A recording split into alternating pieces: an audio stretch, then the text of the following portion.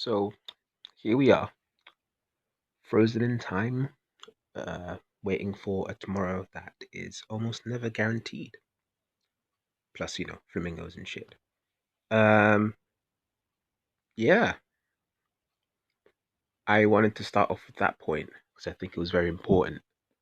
Uh, I don't want this video, like most of the videos on my channel, where I talk about general overarching issues and concepts and the like. uh, these things often don't exist in one particular time. Otherwise, I'd make a history channel where I'd discuss, the particular issues that I don't know led to the fall of the Austro-Hungarian Empire or some shit that you can actually now find a very uh, diverse range of sources on the internet for things of that ilk.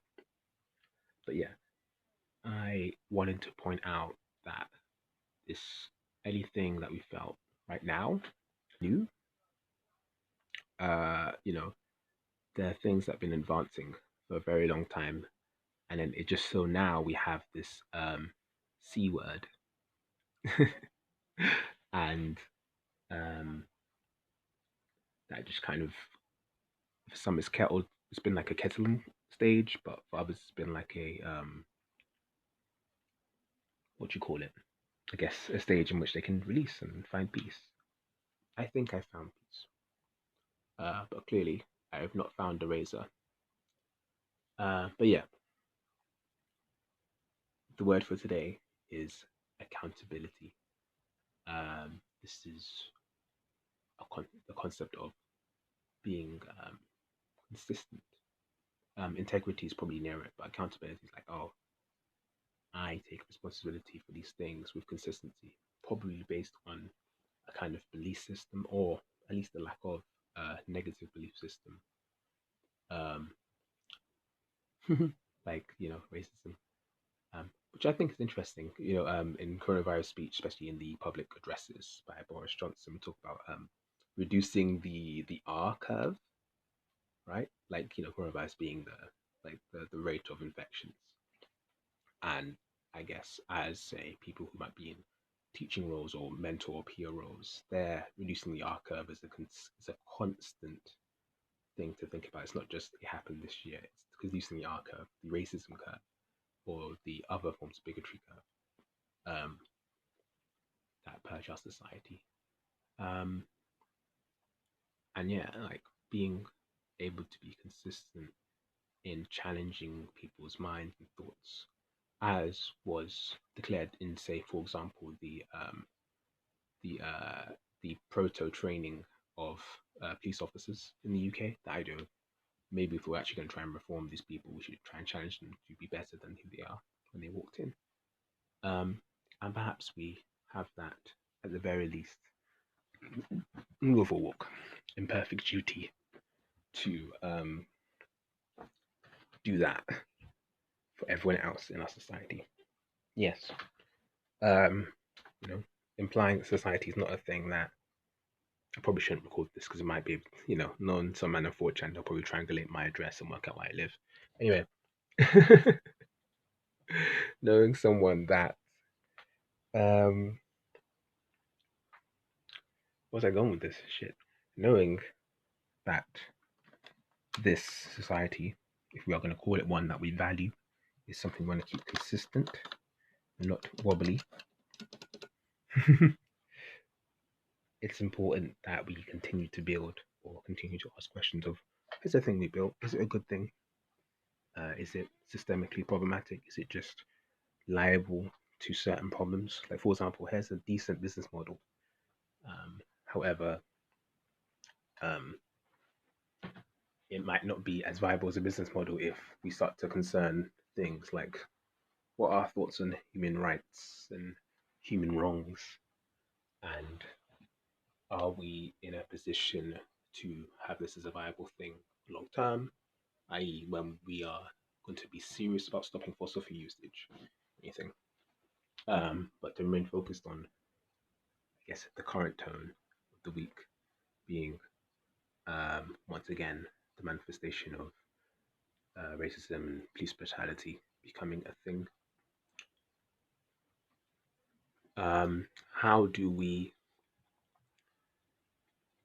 question ourselves without being able to detach ourselves from the society, especially when we concern ourselves with the things that we've been able to benefit of? It's the classic question of privilege, like, oh, um, someone's privilege being lost feels like a loss because it was based on someone else's loss in the past.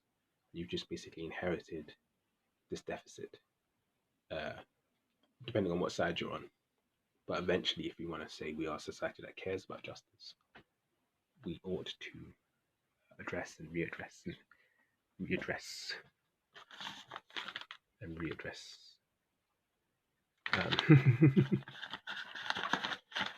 But yeah.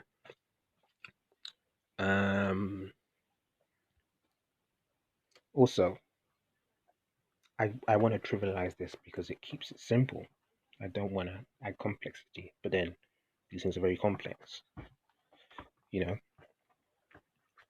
and it's important that it's so simple to explain to people at simple levels and then have them have the space to then develop the complexity. Like when I learned how to do this when I was what, 10 years old or something.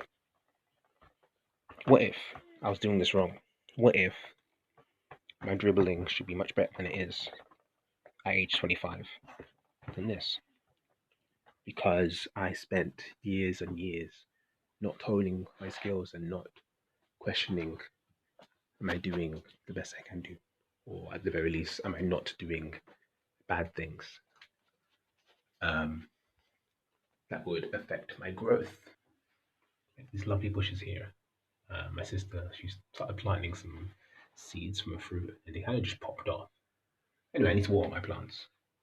I'm just hoping that there's nothing that identifies myself in the kitchen. Ah, who cares? Who cares? This will identify me. Milka. That's the other thing, right? We have global markets that allow us to have these wonderful treats like Milka. I'm pretty sure about Kiss and Kitties. Through. Look around your house. How many things are not locally sourced? How many things are uh, developed and or maintained or exported via a large corporation, for example? How many things? Let's, for example, where is it?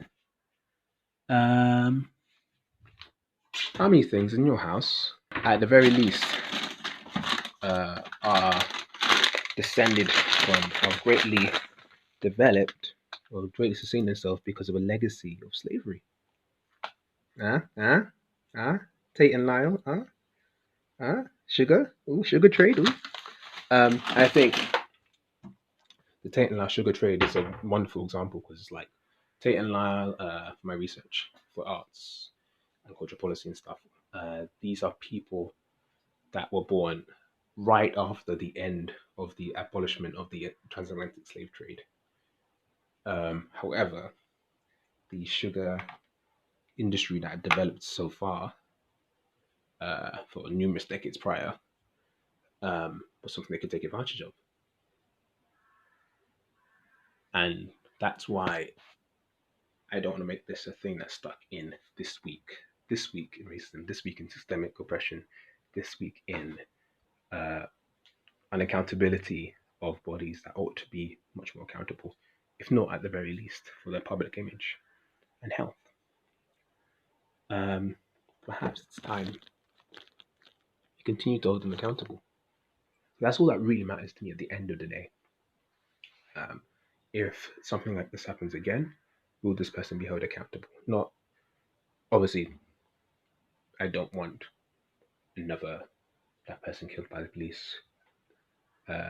another kid racially profiled, and then continues to have an animosity or an apprehension uh, around law enforcement for the next 10 years of their life because they have this image of themselves as a potential target of the police. Uh, and I feel like, oh, if I wanted to explain to other people, it was like, okay, white woman, like, imagine the apprehension uh, of the idea of walking home at night uh, when a black person talks to you about being approached by the police. white man. Um, Imagine the apprehension you or your friends feel um, when a gay guy looks at you more than twice and tries to get friendly with you. I think of it that way. Yeah. Think of being your insecure, kind of homophobic, but not outlandishly homophobic friend, because that's completely fine. Um, an apprehension they feel whenever they see like a homosexual person across the street. They're not going to be outwardly, but it's still that apprehension. I think that's one way I can describe racism using a different example of a different social issue. Not that I should have to, if we're being honest. Um, what if I knew beyond doubt that if that person did anything to me or imparted on my character or person or whatever is in the law, they would actually see consequences for their actions. And I could say that with confidence. What if I could say that with confidence? What if I knew if this thing happened, this thing will happen to that person?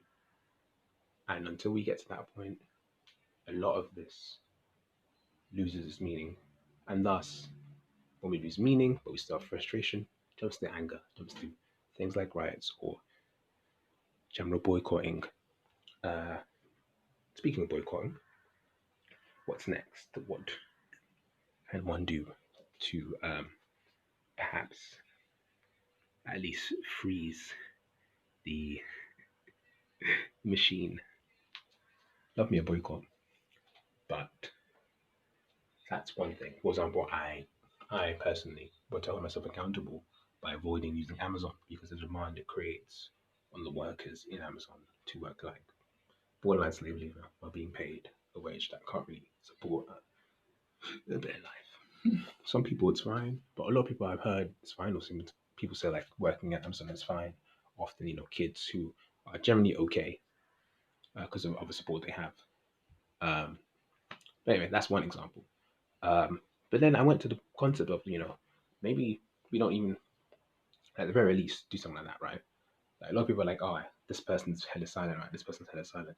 And I'm on two sides of maybe they should stay silent because we've seen what happened with, say, Madonna when she didn't stay silent. And I think it's that performative, I'm not racist gimmick that I think people are also trying to avoid. And I prefer that, you know, at the very least, is what I'm trying to say, is if you can't push the boundaries or if you don't have the space or, your own integrity to do so right now, at least do not get in the way. That is paramount to people who actually want to have serious discussions and debate and discourse around making people accountable again. Um, so I did that. Um, yeah, like just give people the space to chew on their meals. Um, it's getting kind of gimmicky now, isn't it? I'm gonna put the kettle on because I'm really getting to this tea thing. Like turns out I finally turned 25 and I became like British or something. Took a minute. Or maybe it was being in China. So this is the Kenwoods, right?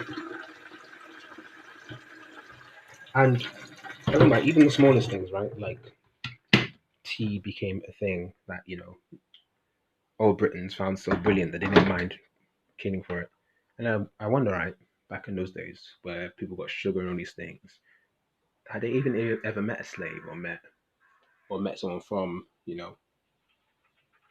a colony that had been like ransacked of their resources, for example? And now we have that ability. I can, because of social media, in places where it's not heavily censored, I can. It's kind of loud, isn't it? I can actually feasibly get a good idea of what a normal-ish life is for a normal person, as long as they have some kind of consistent connection to the internet and they're willing to share their life with us. And thus, when you hear more and more stories about the world getting worse, it really is just like the world is getting clear, like the facades are dropping off. I think that's what you got to do with your own accountability. My own accountability. Um, like, was this lovely pun? of a mug ethically sourced? Did I even ask that? No, I just walked into a tourist shop in Edinburgh. You know, um, I think that that's like the recurring thing of like encouraging our own accountability, lead by example. And then when we talk about big bodies, your large corporations, your government bodies, such as the police, moving on to consistently demand the accountability as we do ourselves. Um, yeah. Anyway, try it though, for real. I'm trying this thing. Basically, you get tea. I'm gonna reuse this tea bag because I'm a cheapskate. Also, sometimes I like it. It dulls the flavor. What you do, you get some orange from Sainsbury's because if you ever shop at big corporations, you spend as little money as possible. Never pay full price if you don't have to, especially at a full corporation, so that then you can say do positive actions like supporting a local business. Um, so you add the double strength concentrated. You add the water, right? You add the water, steamy, steamy, like the wheels of change. Yes, and then you get your juice. I'm gonna go apricot today. I bought this from a local business. See what's important. You don't find this shit in Tesco normally. You know what I mean? Also that nectar, caisia. Is that the word for apricot? Caisia in Russian. Cool. Anyway, that's another thing. You learn other people's languages. You learn not only their love languages, their hate languages. You understand, like, oh, maybe this is a dog whistle. Maybe this is a cry for help. Maybe I shouldn't be locked into only my ways of expressing myself. Certain types of protests, for example. We went let it stir for a bit. But yeah, the juice, I've learned the freshly cloudy apple juice works best for this, but this will do. You know, and I think that's where we're gonna end it. This will do, except it won't do until we find a true consistent uh, accountability for ourselves. And by ourselves, I mean like everyone. And when we say we're all in this together, I actually mean it as in I'm going to hold myself accountable and my neighbor and the police force and this person. Um, but then, of course, I've not really discussed deep things like power structures and the sheer fact that if someone is benefiting from a certain power structure, it's kind of hard for them to let go. Uh, these are very numerous things. I might have addressed them in another video. Who fucking knows? Uh, but like I said, I want to make this timeless because this could be a video I could point to in 5 years' time. Unfortunately, when some other bullshit happens again, um, and here we are again. But hopefully, there'll be an update uh, in certain terms or in certain pockets of society, at the very least, is what we can be hopeful for. Either way, until then, I'm just gonna do something else today. I'm fucking up.